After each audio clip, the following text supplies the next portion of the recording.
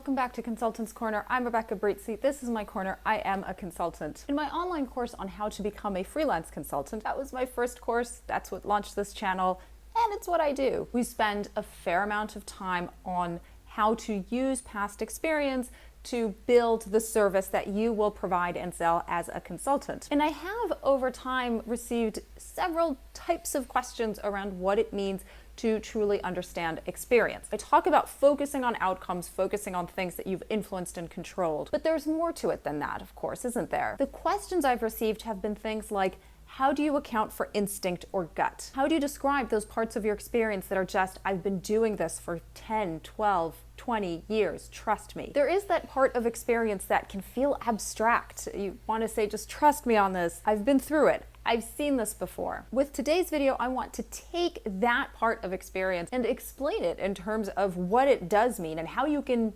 use that in a more concrete way. How does that contribute to the accumulation of your experience, which in turn contributes to what you do now and why you're good at it? The first thing to realize is this idea of instinct or gut. I want to highlight that instinct and impulse are not the same thing. Instinct is something that generally grows over time and then doesn't go away. Impulse is usually sudden, it comes in the moment, and I'll be honest, more often than not does not lead to the desired result in the long run. Think of instinct as that thing that you can't quite ignore. It's always there and it wants to guide your decision, and you're not sure if you should let it. When it comes to your experience and things that you've done before and things that you know you're good at, trust your instinct. Your instinct is that accumulation of sensations and perceptions and ideas and what you've seen in the past coming together to inform what you do now. That instinct, that gut, is coming from a place of, I've seen this happen over and over, and I might have never stopped and articulated this specific factor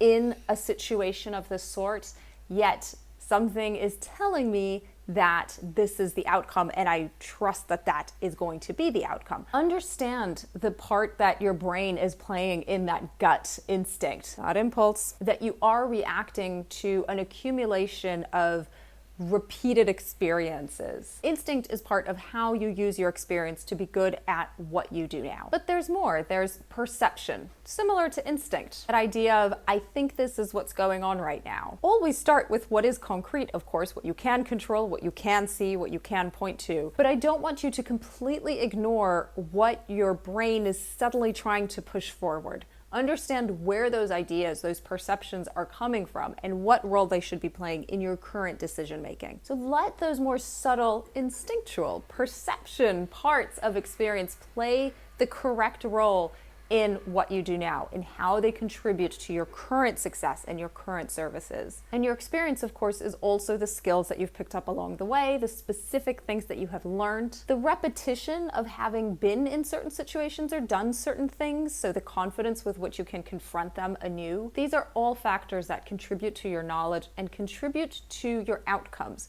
They contribute to how you perform now. History is part of your experience. Use it. Those who do not study history are condemned to repeat it. Well, that's true for you too. Remember though, how history repeats itself. It's not history repeating itself, it's human nature that repeats itself. So when you're thinking about all these things, your past, your history, the stories, the outcomes, your instinct, your perceptions, put them in the context of where you are now. Understand that the situation is different, the circumstance is different, the people are different. How do you use all of those factors, concrete and abstract, to address the current situation? What has stayed the same? What has changed? Let your experience be part of what guides you, always looking to learn new things, but understanding that what has come before is going to continuously inform the decisions you make, and that's okay. If you're a student on my course already, then keep this in mind when you're going through that section. And it's worth reviewing that section once a year or so to understand if you need to update how you talk about the service that you offer. It's always worth taking the moment to pause for a moment to work on your business